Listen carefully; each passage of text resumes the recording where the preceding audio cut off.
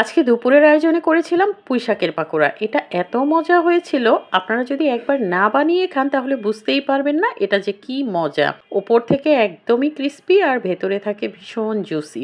এই পাকোড়াগুলো বানানো যেমন সহজ আর উপকরণও লাগে একদমই কম। ঘরোয়া উপকরণ দিয়েই তৈরি করা যায়। পাকোড়া তৈরির জন্য এখানে আমি 1/4 কাপ মুসুর ডাল আগে থেকে ধুয়ে ভিজিয়ে রেখেছিলাম প্রায় আধা ঘন্টার মতো।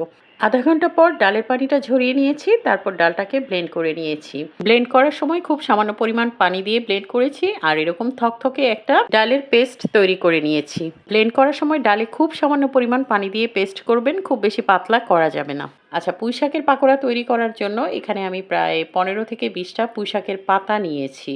পাতাগুলোকে আমি ভালো মতো ধুয়ে পানি ঝরিয়ে নিয়েছি। এবার একটা চাকুর সাহায্যে পাতাগুলোকে আমি কুচি কুচি করে কেটে নিচ্ছি। পাতাগুলোকে আমি খুব সুন্দর করে কুচি কুচি করে কেটে একটা বোলে ট্রান্সফার করে নিচ্ছি। আপনারা চাইলে বটি দিয়েও এই কাজটা করতে পারেন।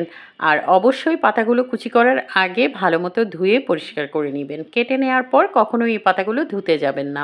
এতে করে পুঁইশাকের যে পুষ্টিগুণটা থাকবে সেটা নষ্ট হয়ে যাবে। সবগুলো পুঁইশাকের পাতা কেটে একটা বোলে নিয়ে নিয়েছি। এখন বাকি সব উপকরণগুলো একটা একটা করে যোগ করব। প্রথমেই দিয়ে দিচ্ছি ব্লেন্ড করে রাখা সম্পূর্ণ মুসুর ডাল। এখানে আছে হাফ কাপ পেঁয়াজ কুচি, বেশ কয়েকটি কাঁচামরিচ কুচি আর ফ্রেশ ধনেপাতা কুচি। কাঁচামরিচ অর্থাৎ ঝাল আপনারা যে যেরকম পছন্দ করেন সেভাবেই দিয়ে নেবেন। আমি এখানে প্রায় 4-5টার মতো দিয়ে নিয়েছি কুচি করে। দিয়ে দিয়েছি 1 চা চামচ লবণ, হাফ চা চামচ করে আদা ও রসুন বাটা আর হাফ চা চামচ জিরা গুঁড়া। সামান্য পরিমাণ হলুদ দিয়ে দিচ্ছি যাতে করে পাকোড়ার রঙটা খুব সুন্দর হয়। এখানে আমি 2 প্যাকেট ম্যাগির ম্যাজিক মশলাটা নিয়ে নিয়েছি। এটা যে কোনো মুদি দোকানে পেয়ে যাবেন। এটার মধ্যে সব ধরনের মশলা দেয়া থাকে, তাই এক্সট্রা আর কোনো মশলা দেওয়ার প্রয়োজন নেই। দিয়ে দিচ্ছি এখানে বড় চামচে 1 চামচ চালের গুঁড়া, সাথে দিয়ে দিচ্ছি 1 চা চামচ বেকিং পাউডার। এখন সবগুলো উপকরণ ভালো মতো মিশিয়ে নিচ্ছি। চালের গুঁড়া এবং বেকিং পাউডার দুটো অবশ্যই দেওয়ার চেষ্টা করবেন, এতে করে পাকোড়া অনেক বেশি ক্রিস্পি হবে। সবগুলো উপকরণ ভালো মতো হাত দিয়ে কষলে কষলে মিশিয়ে নিচ্ছি। পাকোড়ার বাইন্ডিংসের জন্য এখন দিয়ে দিচ্ছি বড় চামচে 1 চামচ ময়দা। ময়দার পরিবর্তে আপনারা চাইলে এখানে আটাও ব্যবহার করতে পারেন। ময়দা ভালো মতো মিশানোর পর এখন আমি হাতে এই যে পাকোড়ার মিশ্রণটা একটু নিয়ে দেখব পাকোড়ার শেপটা ঠিক মতো দেওয়া যাচ্ছে কিনা। তো এই যে দেখেন, আমি খুব সুন্দরভাবে পাকোড়ার শেপটা দিতে পেরেছি। যদি আপনাদের মনে হয় আপনাদের মিশ্রণটা পাতলা হয়ে গেছে তাহলে আর সামান্য পরিমাণ ময়দা যোগ করে নেবেন। এখন আমি পাকোড়াগুলোকে ভাজতে নিয়ে যাচ্ছি। ভাজার জন্য আমি ফ্রাইং প্যানে পর্যাপ্ত পরিমাণ তেল দিয়ে দিয়েছি। তেল হালকা গরম হলেই একটা একটা করে পাকোড়া আমি তেলের মধ্যে ছেড়ে দিচ্ছি। তো আমি বেশ অনেকগুলো পাকোড়া একসাথেই দিয়ে দিয়েছি।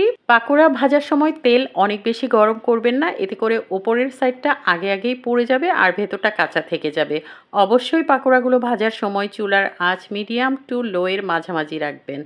এতে করে পাকোড়াগুলো ভাজার সময় এর রঙটা একদমই সবুজ থাকবে। আমি চুলার আঁচ লো এবং মিডিয়ামের মাঝামাঝি রেখে পাকোড়াগুলো ভেজে নিচ্ছি আর একটা সাইড প্রায় 3 থেকে 4 মিনিট ভেজে নিয়েছি। তারপর আবার উল্টে দিচ্ছি। তো এভাবে করে পাকোড়াগুলো ভাজতে আমার প্রায় 7 থেকে 8 মিনিট সময় লেগেছে। উচ্চ তাপে পাকোড়াগুলো ভাজতে গেলে এর ওপরটা আগেই ক্রিস্পি হয়ে যাবে, কিন্তু ভেতরে অনেক সময় কাঁচা থেকে যায়। তাই চেষ্টা করবেন সময় নিয়ে ধীরে ধীরে ভাজতে। এই যে আমার পাকোড়াগুলো ভেজে নেওয়া হয়ে গেছে।